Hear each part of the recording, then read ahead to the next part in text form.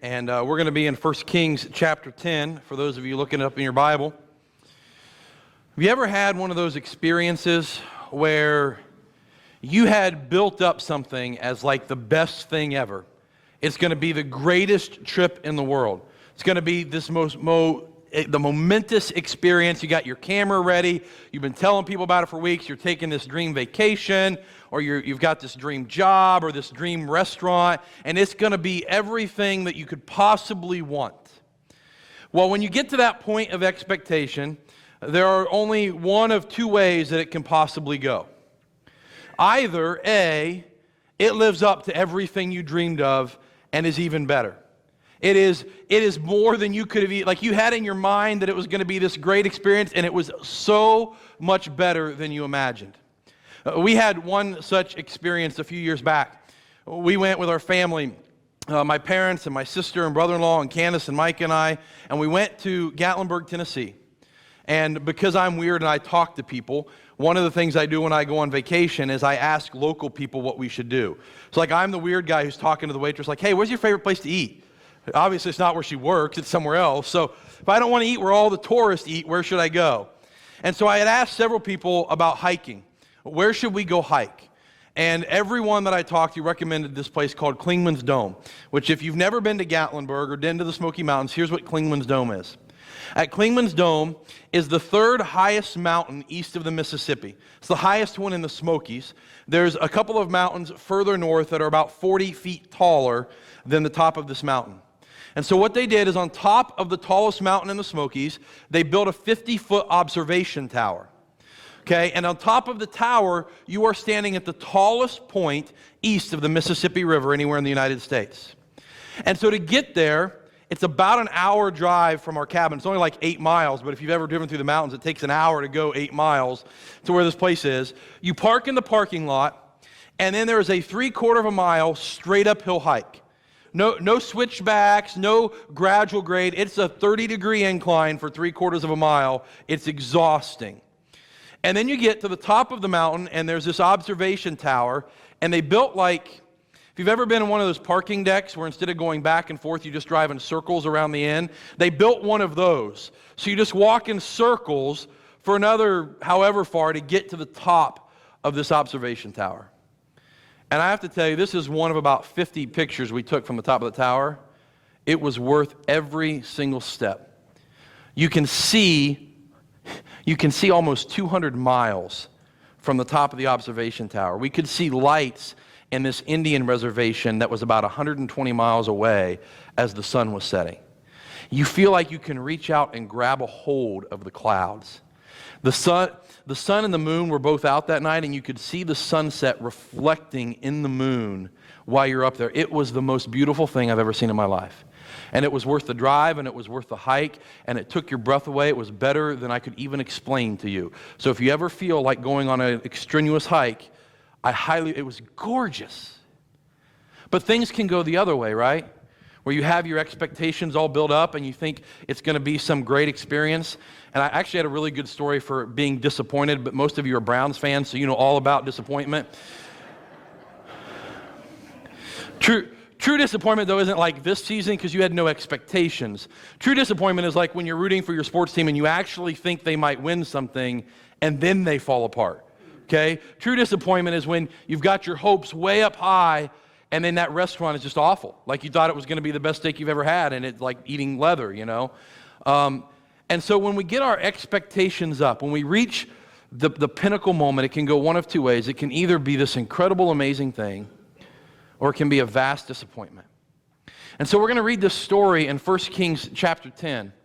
And 1 Kings chapter 10 is in many ways the peak of the Israelite kingdom. In many ways, it is the mountaintop moment of the journey of the people of Israel. So here's 1 Kings chapter 10, starting in verse 1. We're reading about King Solomon. Now, when the queen of Sheba heard of the fame of Solomon concerning the name of the Lord, she came to test him with hard questions. She came to Jerusalem with a very great retinue, with camels bearing spices and very much gold and precious stones. And when she came to Solomon, she told him all that was on her mind. And Solomon answered all her questions. There was nothing hidden from the king that he could not explain to her. And when the queen of Sheba had seen all the wisdom of Solomon, the house that he had built, the food of his table, the seating of his officials, and the attendance of his servants, their clothing, his cupbearers, and his burnt offerings that he offered at the house of the Lord, there was no more breath in her. And she said to the king, the report was true that I heard in my own land of your words and of your wisdom. But I did not believe the reports until I came and my own eyes had seen it. And behold, the half was not told me. Your wisdom and prosperity surpass the report that I heard. So here's what's taking place. We're going to kind of jump back and forth between the passage a little bit this morning. Solomon is David's son. We've been following this covenant history. So we go from the time of Joshua and the judges where there is no king. We get Saul, the not very good king. And then we get David, who reigns for decades as the king of Israel. And during his reign, he chases away all of the enemies of Israel. He defeats the Philistines and the Ammonites and the Midianites. They're all gone. And there's peace in the land and prosperity in the land. And when his son Solomon becomes king, at the very beginning of his reign, God blesses him with supernatural wisdom so he can govern well. And so if we keep reading down in the chapter, we begin to see some of the wealth of Solomon unfold. So Solomon was so wise and so renowned that his trading acumen was unparalleled. His diplomacy was top-notch. The kingdom prospered and grew, and the wealth grew, and the prestige grew to the point where the Queen of Sheba, which literally means the Queen of the South. So either we think she is from the Ethiopian Empire, directly south of Israel down into Africa, or from the southern part of Persia. Both could be considered the Queen of the South, so to speak. Either way, she's between 1,100 and 1,600 miles away from Israel. And she hears about Solomon. She hears of how much wealth they have, of how wise he is. And no wonder, at the end of the chapter here, we're not going to read the whole passage, Solomon is decorating this place called the House of the Cedar of Lebanon. Okay, it's called that because he had special trees imported to make pillars in the entryway, but that's not what's cool. What's cool is he decides to decorate essentially his foyer with golden shields. He has some of the big giant shields made that are for like spearmen, and they stand at the front and block the arrows. And then he has some of the smaller round shields that a swordsman might use. And he has hundreds of these handcrafted out of solid gold. Now, you would never fight with a gold shield because gold's not the hardest metal, but purely decorative. The guy uses 4,500 pounds of gold. Let me say that again, 4,500 pounds of gold to hang wall art in his foyer. The man had more money and gold and precious stones than he knew what to do with. And so his wealth and his wisdom are so famous that this lady who lives thousands of miles away loads up her caravan and goes, I got to go visit this guy. Listen, I have friends who live like an hour away where I'm like, oh, you're too far away, I'm not coming to visit, sorry. Do you ever do that? You're like, well, it's going to be an hour drive up there, and then we're going to visit for 2 hours. I think that's a whole day. Just do the math. 1,500 miles. A caravan traveled no more than 15 miles a day. It was going to take her 3 to 4 months to get there, however long she stayed to visit, and 3 to 4 months to come back. She committed an entire year of her life to going and finding out if the stories about Solomon were true. Think of the expectations she must have had. Think of how high her picture of him must have been. This is as good as it gets for the Israelite Empire. They will climb no higher than this moment when the Queen of Sheba travels 1,500 miles to check out, is this guy as smart and powerful and rich and successful as they say he is? And like me on top of a tower on the mountains of the Smokies, her breath is taken away. The version I read out of says that she had no more breath in her. Maybe yours says breathless. She was in awe. He took her to the temple and showed her the ornate carvings and the gold-covered utensils. He took her to see his palace and showed her those golden shields hanging on the wall. He sat and talked to her, and she asked him riddle after riddle, philosophical question after philosophical questions, and he answered every single one of them, and he blew her mind. It was better than she ever expected. And yet at the same time, the entire story is a dramatic disappointment. So here's what's supposed to happen. I don't have this scripture on the screen, but I'll just read it to you. So when she sees all of this in verse 9 of 1 Kings 10, she says, "Blessed be the Lord your God, who has delighted in you and set you on the throne of Israel. Because the Lord loved Israel forever, he has made you king that you may execute justice and righteousness." So we're in this study called Covenant History. If you haven't been with us all the way through, let me just give you the quick thumbnail of what that means. Way back in Genesis chapter 12, God makes a covenant with Abraham. I'm going to bless you. Your descendants are going to be my people. I've got a land picked out for them. I've got kings picked out for them. I'm going to give you wealth and prosperity. And then through your family, I will bless the whole world. Everyone's going to know my name because of your family. That's the plan from the very beginning. And it's written all over the Old Testament. From before this story, it appears in Isaac's story, it appears in Jacob's story, it appears in Joseph's story, it appears in the Exodus story, that these people are going to be a light of the world. Remember when we were studying Daniel and we had that weird map up there where Israel was at the middle and we showed like all the big world powers around it? God plants Israel squarely in the center of 1,500 years of world history. Their neighbors are Assyria, Babylon, Egypt, and then a little bit further out, Persia and Greece. And they're in the middle of it all for one intent purpose. I want to show the world how good I am. So because you're going to follow me, because you're going to be my people, you're going to be, the word Isaiah uses after this is a light unto the nations. They're going to see my blessing. They're going to see my goodness, and the whole world is going to know God Most High. And for a moment, the Queen of Sheba gets it, right? For a moment, this foreign queen, this queen who has no idea who Yahweh, who God Most High is, she goes, I get it. Your God has blessed you. Your God is great. And she praises God for a moment, and then she leaves. And the reason the entire story is a disappointment is because of what happens next. We get to chapter 11, and this is what we read about King Solomon. Now King Solomon loved many foreign women, along with the daughter of Pharaoh, Moabite, Ammonite, Edomite, Sidonian, and Hittite women, from the nations concerning which the Lord had said to the people of Israel, you shall not enter into marriage with them, neither shall they with you, for surely they will turn away your heart after their gods. But Solomon clung to these in love. He had 700 wives. What a crazy man.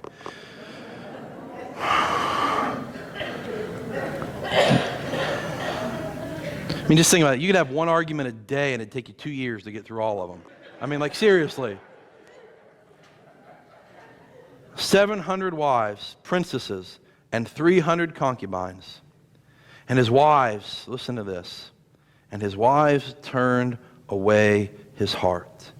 For when Solomon was old, his wives turned away his heart after other gods, and his heart was not wholly true to the Lord his God, as was the heart of David, his father.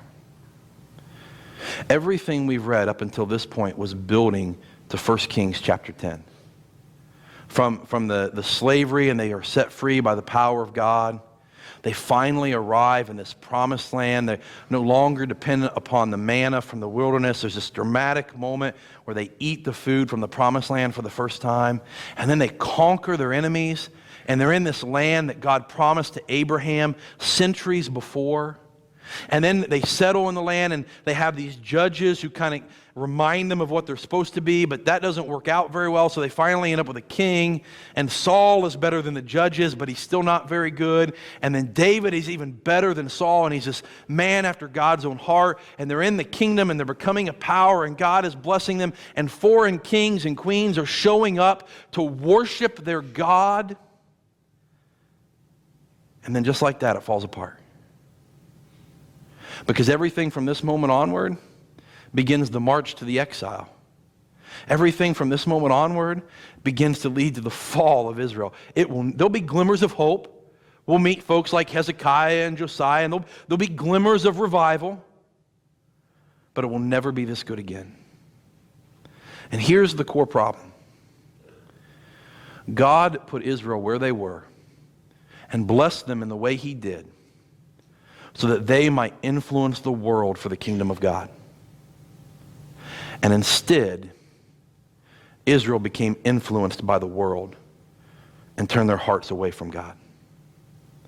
They were put there to be this light of the world, this light to the nations that would bless the whole world and call all people to worship God.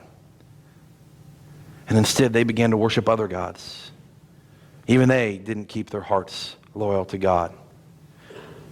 And in the span of one chapter, we go from incredible fulfillment, it's more glorious than you could imagine, to epic disappointment because it doesn't work out. And when we try to unpack what this story means for us today, we have to understand that our role as the church is exactly what the role of Israel was supposed to be. Right? The New Testament language, they were supposed to be a holy nation. Peter says we are a holy nation. They were supposed to be a nation of priests, a royal priesthood. We are a royal priesthood. They were supposed to be a light to the nations. We are the light of the world. And God has planted you where you are, the people around you that are around you, and the life circumstance where you exist, so that you might influence people to worship and glorify God Most High. And I have to be completely honest with you. My heart worries for the church. Not this church specifically, though certainly us too, but the American church as a whole.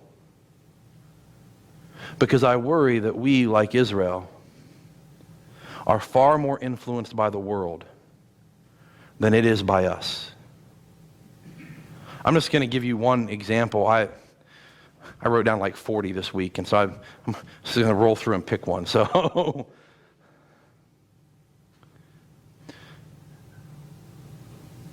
the current mode of operation in our world today is that of selfishness, defensiveness, anger, and hatred. Right? Did you watch the news this week with the election going on? So the typical way things work is, I disagree with you, so you're an idiot, and I'm going to call you mean names. Or, you said something mean about me, so I'm going to respond and say something just as mean about you. Or you did something mean to me, and so now I'm going to do something mean to you. Because how dare you offend me, or hurt me, or attack me, or make me sad about myself? How dare you do that to me? And you see that mode of operation at every level. I joke about the election. Our politicians do it, right? Have you seen what our campaign ads look like most of the time? They're slander, right? And if he slandered me, then I got to slander him, and I got to get even because I got to protect myself. You see it on our news.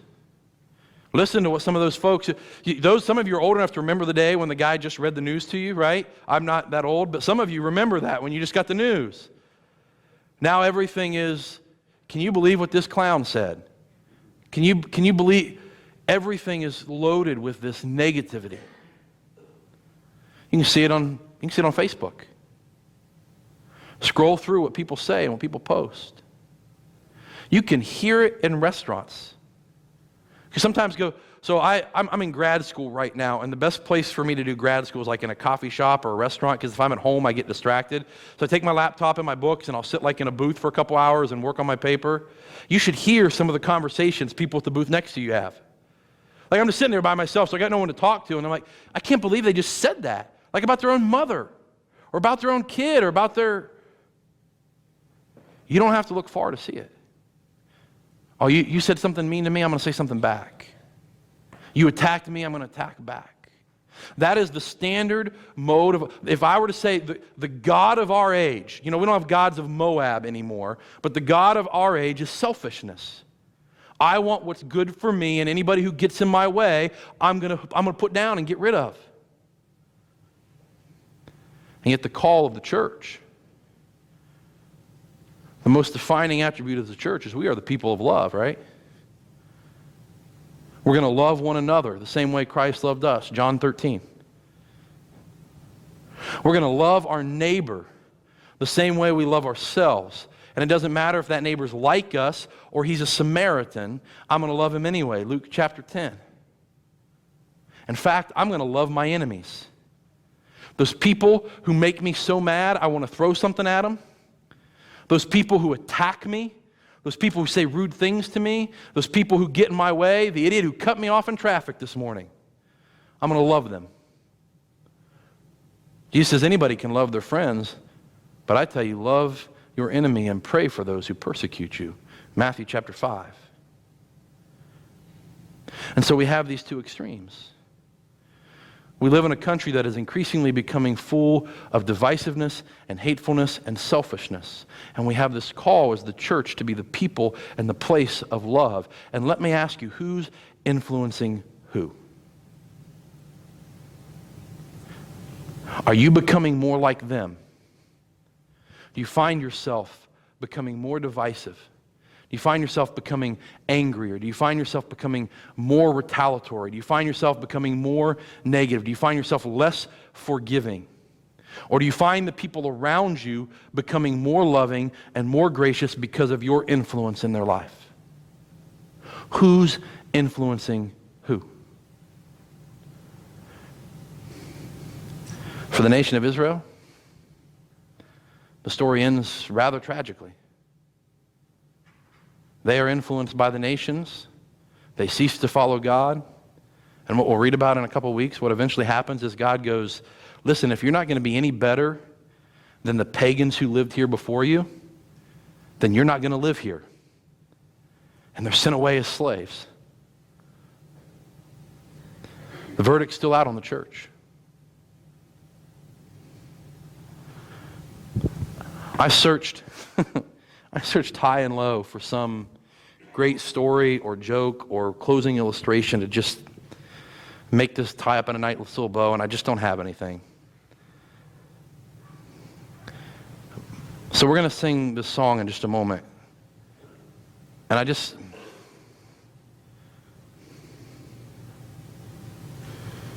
want this to be a prayer for us.